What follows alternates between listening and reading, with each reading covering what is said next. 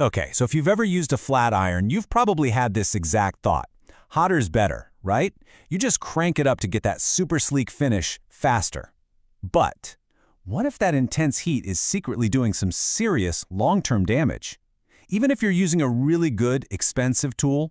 Today we're going to dive into the science of what's actually happening to your hair. I mean, listen to this quote from hair expert Ed Shears. It really makes you stop and think, doesn't it? It just completely flips everything we thought we knew about safe styling. It's not just about avoiding cheap tools. The problem might be the heat itself. So this brings us to the big question, the whole reason we're here. How can a good tool, one you maybe spent a lot of money on, actually end up ruining your hair over time, even if you think you're using it correctly? Well, let's get into it.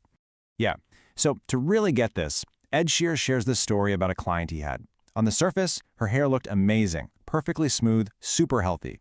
But when he actually ran his hands through it, it was a totally different story.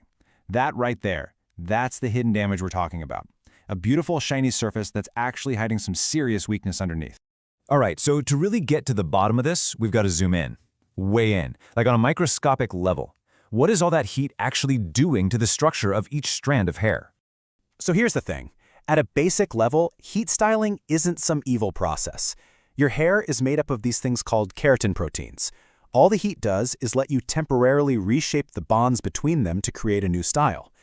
So the process itself is pretty neutral, you know? The real problem, the damage, comes from how you do it. And when it's done wrong, dermatologists say you're looking at these three big problems. See, your hair has this outer layer called the cuticle. Think of it like protective armor for each strand.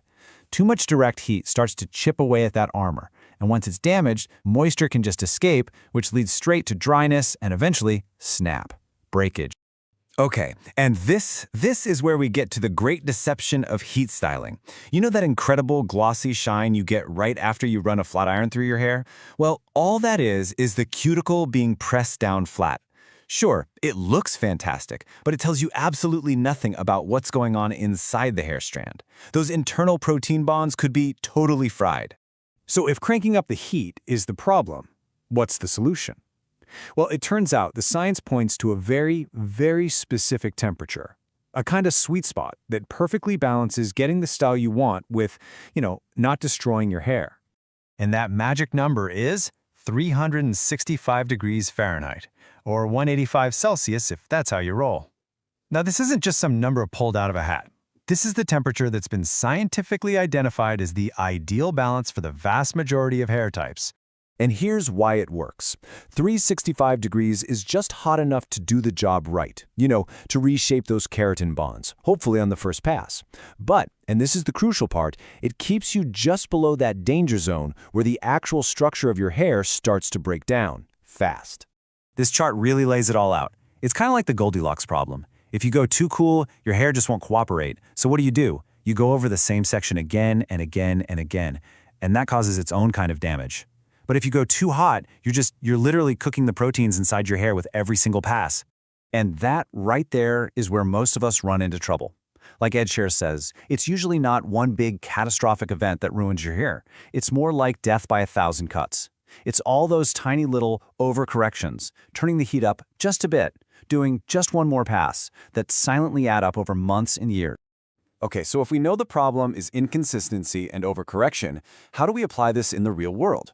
Well, let's take a look at how some modern styling tools are engineered, almost like a case study. The whole goal is to design the technology around this one core idea, a perfect, consistent temperature. So, how do these smarter tools actually pull this off? It's basically a three-step process. First, you've got these tiny sensors that are monitoring the heat hundreds of times every second. Then, based on that data, the power is constantly adjusting itself to stop any hot spots or cool spots. And what's the result? The most important part, consistency. You get a stable, even 365 degrees from the root all the way to the tip. Now, you might look at a tool like this and think, wait a minute, where's the temperature dial? But that's the whole point. The lack of a dial is actually a feature, not a limitation. It's designed to take away that temptation to just crank up the heat, and it basically eliminates the chance of you making a mistake, especially when you're in a hurry. And hey, if you have colored or chemically treated hair, this is a really big deal for you. We all know that super high, uneven heat is the enemy of hair color. It makes your beautiful color fade faster, it can make blonde or brown tones go all brassy, and it just dries everything out. By keeping the heat totally controlled and consistent, you can slow that whole process way down. Okay, so let's bring this all together. What's the final verdict here? What's the relationship between having a smart tool and having smart habits? All right, let's be 100% clear about one thing. There is no such thing as a completely damage-proof heat tool. It just doesn't exist. What this kind of technology does is make it harder to accidentally damage your hair. It lowers the risk for sure, but it doesn't make it impossible. Because at the end of the day, the technology is only half of the battle. The other half is you. You still have to have smart habits. That means always using a heat protectant, never styling on damp or already struggling hair, and really trying to avoid going over the same section more than once. The tech is amazing, but it works best when we meet it halfway. So who is this kind of technology really for? Well, it's pretty much perfect for anyone with fine to medium hair, especially if you're styling a lot and you really care about the long-term health of your hair. Now, if your hair is very thick or coarse, or you're just used to really high heat, it doesn't mean it won't work. You might just have to adjust your technique a bit, maybe move a little slower through each section. And I think this final thought from Ed Shears just sums it all up perfectly. The real strength of a tool like this isn't about raw, scorching heat. It's about consistency. When you combine fewer passes with perfectly controlled heat, and you take away the chance for user error, it all just adds up to much healthier hair over time. So, I'll leave you with this final question to think about. The next time you go to style your hair, and you look at that temperature dial, what are you really choosing? Are you choosing the instant gratification of high heat, or are you choosing the long-term health of your hair? It's something to think about.